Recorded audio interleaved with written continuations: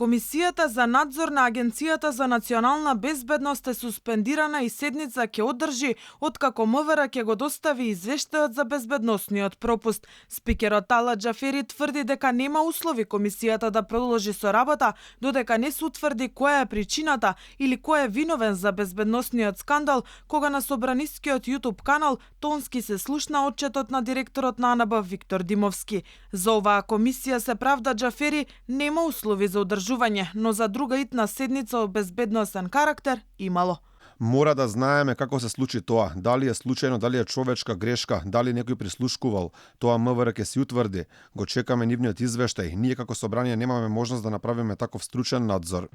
Виктор Димовски сочети пред владините функционери. Директорот реферира за случајот Онишченко со оглед на тоа дека агенцијата издала одобрение по безбедносната проверка, иако се покажа дека украинецот бил заглавен во корупција и во судир со законот во татковината, а е впишан и на американската црна листа. Во исто време, опозицијата бара оставки и од Димовски и првиот човек на МВР, Оливер Спасовски, бидејќи податоците за новиот државјанин на Македонија морале да бидат проверени од институциите. Од ВМРО ДПМН укажуваа дека пропустите кои ги направиле и агенцијата и Министерството за внатрешни се недозволиви и бараат пасошот на Онишченко да биде одземен. Виктор Димовски и Оливер Спасовски треба понесат одговорност за давањето на македонско државјанство на белосветскиот криминалец, украинецот Онишченко, кој на црната листа на Соединетите американски држави, а по кој официјално трага и Украина.